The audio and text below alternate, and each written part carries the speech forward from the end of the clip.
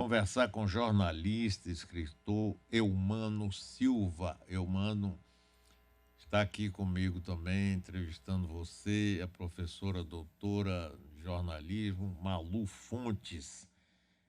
Nós vamos conversar, Malu, sobre o livro que ele fez com Eduardo Militão, Lúcio Lambranho e Edson Sardinha, com um nome muito interessante, Nas Asas da Mamata. Ei, boa tarde, Eumano, um prazer estar com você. Tudo bem com você, Eumano? Boa tarde, Mário. Boa tarde, Malu. Tudo bem comigo? Uma satisfação imensa estar falando aqui na Rádio Metrópole, aqui para toda a Bahia. E um prazer especial falar com você. Acompanho aí sua trajetória desde os anos 80, quando eu comecei aí na cobertura da política, e acompanho seu trabalho na política e também como jornalista de grande sucesso. Então é um prazer especial estar aqui. E o livro Nas Asas da Mamata traduz aí, infelizmente, né, Mário, Malu, traduz aí um perfil aí dos nossos políticos, que é o da gastança aí, desnecessária do dinheiro aí dos brasileiros, né? O livro trata um pouco disso. É um escândalo de 2009, que foi revelado pelo site Congresso em Foco. Nós quatro, que agora escrevemos o livro, trabalhávamos no site na época, e nós divulgamos lá grandes arquivos eletrônicos das passagens aéreas que os políticos viajavam tanto dentro do Brasil e para fora do Brasil, dinheiro que era para ser usado no exercício do mandato, mas que, com um jeitinho ali no Congresso, eles passaram a usar de todas as formas, até mesmo passando esse dinheiro para terceiros, parentes, amigos, gente que nada tinha a ver com o mandato. Então, o livro é isso, nós resgatamos essa história de 2009, esses arquivos, atualizamos e mostramos como ficaram aí cerca de 10 processos sobre o assunto, como a Justiça e o Ministério Público foram arquivando essas investigações. O livro é um pouco disso, já me alonguei falando um pouquinho, estou à disposição. Eumano, me conte uma história aí, o seguinte. Como é que funcionava esse esquema? E junto disso aí, por exemplo, você quando viaja em determinada empresa, você ganha milhas que acumula para poder você viajar mais ou outras coisas. Explique aí como é que. E esses desvios, como eram feitos, quem que entrava, são companhias de turismo, como é que funciona esse negócio aí? Por favor. Olha, isso aí foi assim, Mário. Ainda durante a ditadura, anos 50, 60, isso daí eram muito, as passagens eram muito reguladas, eram só passagem de Brasília para a cidade, para as capitais dos estados, dos deputados e senadores, e para o Rio de Janeiro também, aí abriram alguma exceção, e houve um tempo até que era o executivo que fixava esses valores. Na redemocratização, eles começaram a. Primeiro, o Congresso puxou a prerrogativa de cuidar das passagens, passou a cuidar das regras, e aí, a partir de 2000, com o Michel Temer na presidência da República, e depois, na sequência, com a ajuda do Aécio Neves, essas regras foram flexibilizadas. Aquelas passagens, eram 5 passagens por mês que cada parlamentar tinha direito. Isso aí, com algumas nuances nessas regras, mas, grosso modo, essas passagens, o Temer mudou a regra e falou: olha, em vez de ser essa passagem fixa para os estados, vocês têm esse dinheiro e usem como quiser. E aí a coisa veio discretamente, a nossa amostragem é de apenas 2 anos, entre 2007, início de 2007 e início de 2009.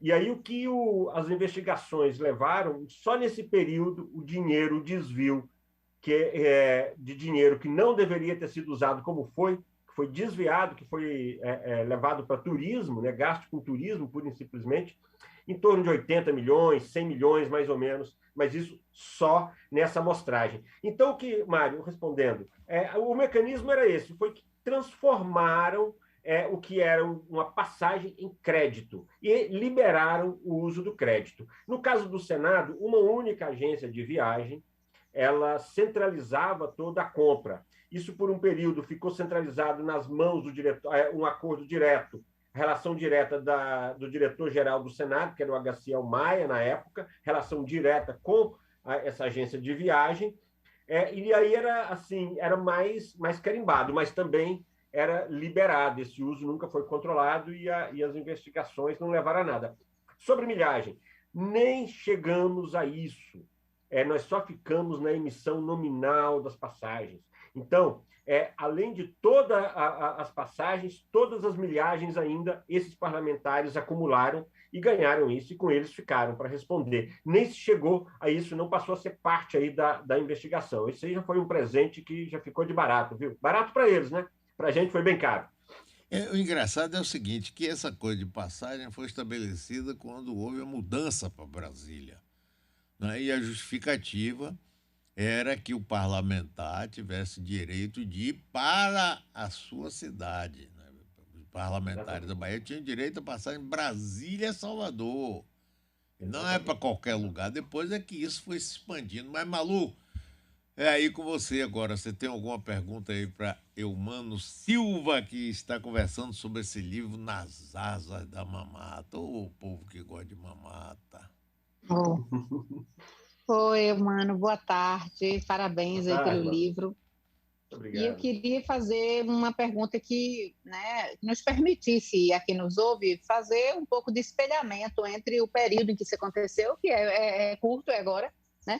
Mas, de qualquer maneira, a gente evolui. Hoje, em um ano, a gente muda em termos de controle. A tecnologia permite, né? Uma série de controles hoje com orçamento público, privado, as empresas, tudo. Assim, tudo literalmente... É muito mais fácil seguir o dinheiro hoje do que há 5 anos, há 10 anos. Levando em conta esse escândalo aí, dessas passagens, e tudo que a gente apreendeu de tecnologia para aplicar aos controles de gastos públicos. A gente vê hoje tratoraço, orçamento secreto, né, verbas escondidas, né, as questões que só um grupo secreto lá das emendas parlamentares tem acesso. Como você ficou mergulhado em documentos e forma de, né, ver como os deputados, os parlamentares, o povo da República, de um modo geral, frauda, né, esses sistemas de controle que já existiam quando isso aí aconteceu. Você acha que é de propósito, que é um descuido, ou que os mecanismos de controle eles não são ajustados para impedir esse tipo de coisa, como agora a gente tem as mesmas coisas, né, o governo federal distribuindo trator e patrol e caminhões e o que quer que seja no interior do Brasil, para as eleições, a gente não muda nada, a gente não aprende nada, ou é assim, é a marca brasileira mesmo, que a mamata não vai acabar. A mamata acabou. Não, a mamata não acabou e não acabará. O que você vê de diferente em termos de mecanismos de controle possibilitados pela tecnologia? Olha, Malu, muito interessante sua pergunta. Sabe que, olha, os mecanismos de controle, você tem toda a razão, de modo geral, eles foram aprimorados, mas isso não impede. Parece que eles sempre arranjam um jeitinho, sempre mudam a fórmula, sempre mudam o jeito de arranjar algum tipo de vantagem. E vou te dar um exemplo, mesmo com passagem. No final do ano passado, o senador Flávio Bolsonaro, foi feito o Portal Metrópolis, uma reportagem que ele viajou para Fernando de Noronha, acho que foi mês de dezembro, se não me engano, usando dinheiro público, uma passagem do mandato dele, usando passagens do mandato dele. Ele, aí questionado sobre isso, ele foi confusão do meu gabinete, realmente era uma passagem particular, era confusão do meu gabinete. Assim, isso porque foi lá o site, descobriu, teve a curiosidade, houve uma investigação. Então, as maneiras de driblar os mecanismos de contenção aí, elas são sempre burladas. E vamos lembrar, por exemplo, você falou do orçamento paralelo, que é uma forma também, essa é uma forma gigantesca, aí nós já estamos levando para a casa dos bilhões, né? Aí nós já estamos levando para uma seara muito grande. Outro mecanismo muito usado pelo atual governo é colocar sigilo, né, de 5 anos até 100 anos, né, em relação a algumas coisas. Então, se por um lado há mesmo mecanismos eletrônicos mais eficientes, também sempre as autoridades procuram maneiras, eu não estou generalizando todas as autoridades, evidentemente, no caso específico aí das passagens, o Michel Temer ele flexibilizou a possibilidade do uso para que não fosse só para passagem, e o Aécio Neves aumentou o percentual, aumentou o montante para alguns grupos de parlamentares, para integrantes da mesa, líderes, que ele então aumentou. Agora, então, como é que se explica isso um pouco? Imagina se você é candidato a presidente da Câmara e se você pode, na hora de pedir voto, dizer o seguinte: olha, eu vou liberar, não sei se o Temer fez isso não, tá? Eu não tenho nenhuma, mas estou dando um exemplo de como é que as coisas funcionam. Eu não tenho nenhuma prova de que o Temer tenha feito isso. Mas se o candidato fala: olha, eu vou facilitar a regra para vocês viajarem, então aquela reclamação lá da sua mulher, que vocês nunca viajam, você vai ter uma verba, você pode levar sua mulher, seus filhos, pode ir para Miami, pode ir para Nova York. E aí, evidentemente, isso vira moeda de troca. E ninguém percebia, era só uma flexibilidade. Não, a gente tem que se aprimorar porque está muito rígido. Isso vira uma frase ali numa reportagem feita sobre esse assunto e depois isso desaparece. E aí eu vou tomar liberdade, Malu, vou lembrar de 2 casos aqui aí da Bahia, que foram citados na reportagem. Um é o Mário Negromonte, que viajou, acho que 23 vezes para o exterior, com verba do Congresso, ele era deputado federal nessa época, e o Gedel Vieira Lima, que era ministro e ainda estava usando, guardou a verba, como se fosse dele, não do mandato, guardou a verba e usou ele como ministro, ele era ministro da integração regional, Era da e usou também integração. essa verba.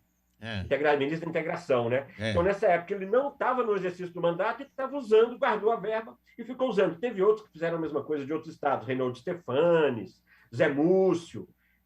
Então, assim, todo mundo. E aí, finalizando aqui na resposta, uma característica desse escândalo, Mário e Malu e todos os ouvintes que nos acompanham, é a característica que todos os partidos usaram esse mecanismo. Não é um mecanismo que tenha direita, esquerda, todo mundo. Não, todo mundo, todo mundo. Agora, mano, me conte uma história. Aqui está relacionado que até a lua de mel do presidente Jair Bolsonaro também foi com passagem da Câmara. Como é que é isso?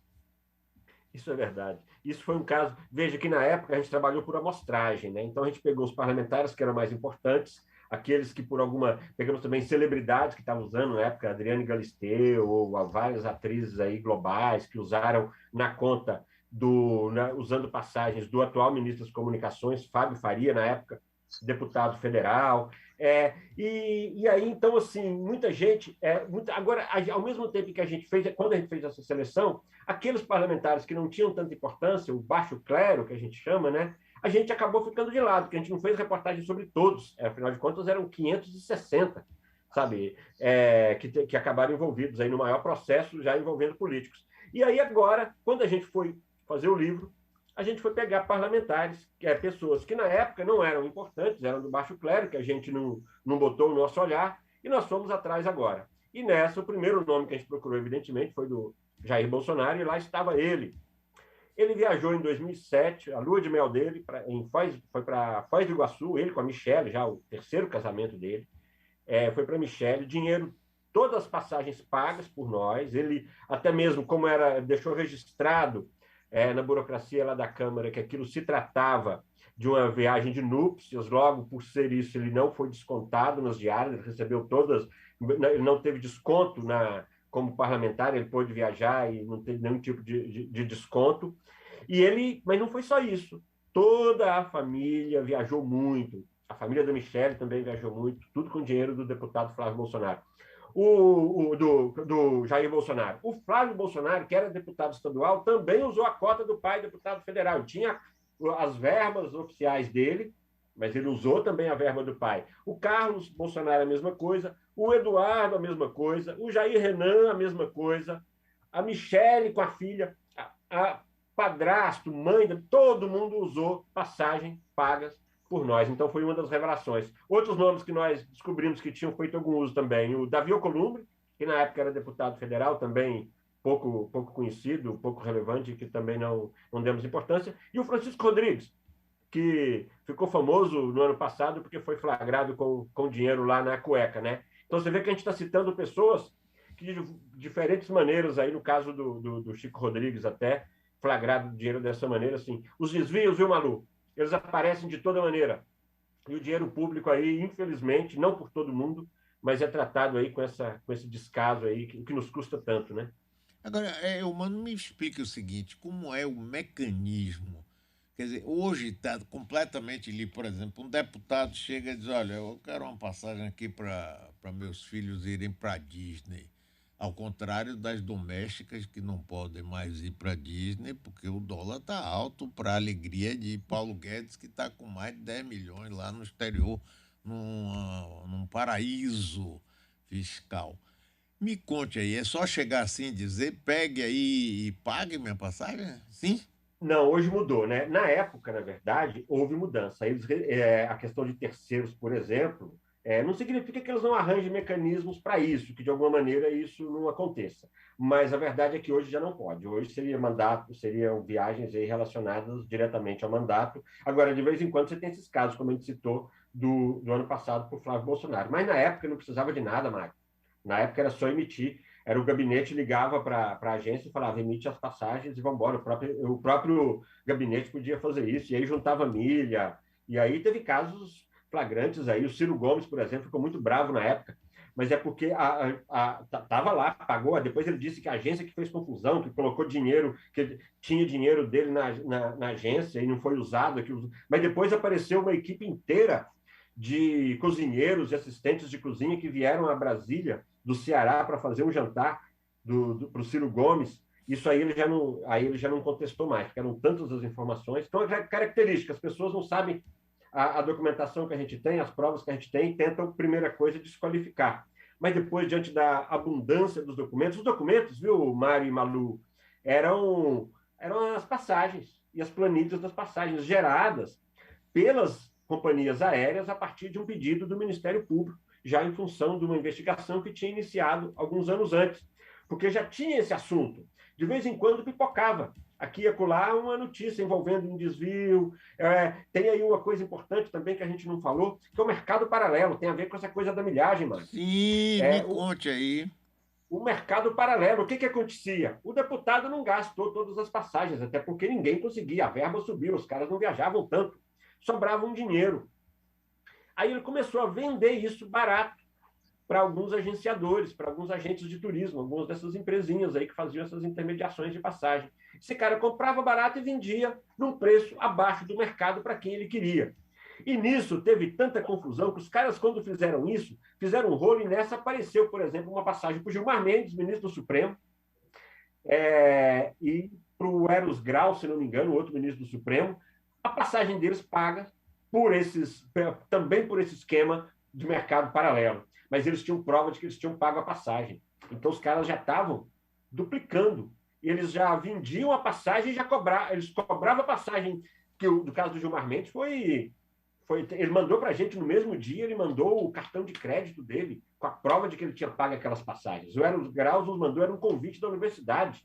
Só que os caras já, até esse mecanismo, eles usavam para fazer dinheiro. Aí é desvio puro e simples mesmo, né? Então, todos esses mecanismos e esse mercado paralelo que funcionou, esse mercado paralelo chegou a ter uma investigação mais profunda um pouco, alguém ali chegou a ter algum tipo de punição muito pequena, mas nada em relação aos políticos, todos passaram ilesos, alguns devolveram dinheiro, porque pegou muito mal na época da revelação do escândalo, mas logo depois todo mundo esqueceu e isso passou e ficou por isso mesmo. Olha, esse processo que a gente falou foram vários, mas tem um processo que envolveu 560 parlamentares e ex-parlamentares. É o maior processo envolvendo políticos no país que a gente tem notícia. É maior do que sanguessugas, é maior que qualquer outra investigação. E gente graúda, pega a família do presidente Sarney. No caso do Michel Temer, tem duas curiosidades aí relacionadas à Bahia. Uma é que ele viajou com a família. Ele e a Marcela, um irmão, um amigo, outro parente, foram para o sul da Bahia, chegaram para o Porto Seguro, com o nosso dinheiro. Quando estourou o escândalo, ele foi participar, ele, presidente da Câmara, já em 2009 aí, então ele estava citado já como uma das pessoas que tinha ido para o sul da Bahia, com dinheiro nosso, e aí ele foi a um evento de turismo, aí já durante o escândalo, ele foi a um evento de turismo, também no litoral da Bahia, no sul da Bahia também, e aí ele foi cobrado duramente pela empresária Luísa Trajano, que cobrou muito. Como é que essa história a gente conta no livro. Então tem esses dois episódios, o Temer ligado aí ao sul da Bahia, que eu adoro o sul da Bahia, recomendo a todos, viu? Aproveitando aqui eu sou mineiro, né, Mário? Eu não tenho litoral na minha terra, né? Então eu quero dizer que o meu litoral preferido, sem dúvida, é o sul da Bahia, viu? Já morei no Ceará, gosto também muito, mas o sul da Bahia, eu devo reconhecer que o Michel Temer tem bom gosto, viu? Que realmente é... Mas não para vir com dinheiro público. Né? Não com dinheiro público. Outra coisa, essas passagens hoje da Câmara e do Senado ainda são emitidas por agências de turismo? São contratadas? Você sabe como é que funciona isso? Eu não sei. confesso que eu não sei, mas o controle está bem mais restrito, tá? Agora, pelo que falou o Flávio Bolsonaro, nesse último caso, ainda é o gabinete que está fazendo isso, né? Porque ele falou que foi a assessora dele, a assessoria dele que errou. Então, para continuar o sistema que era, é o gabinete em relação direta com a agência de viagem ou com a companhia aérea. Agora, de qualquer maneira, passou sim a ter uma restrição maior, mas a gente continua tendo, assim, para terceiros não pode mais, viu, Mai? Para terceiros não pode, não. Agora, a gente tem que ficar de olho, porque de alguma maneira, algum jeitinho aí, eles sempre arranjam. Muito bem, muito obrigado, Eumano. Parabéns aí pelo seu trabalho nas asas da mamata. Um abraço para você, viu? Obrigado pela sua participação. Foi um prazer enorme conversar com você. O prazer foi meu, Mário, Malu. Muito obrigado a todos os ouvintes também. Um abraço aí para toda a Bahia, viu? Tudo de bom aí. Valeu, pessoal. Boa tarde, mano.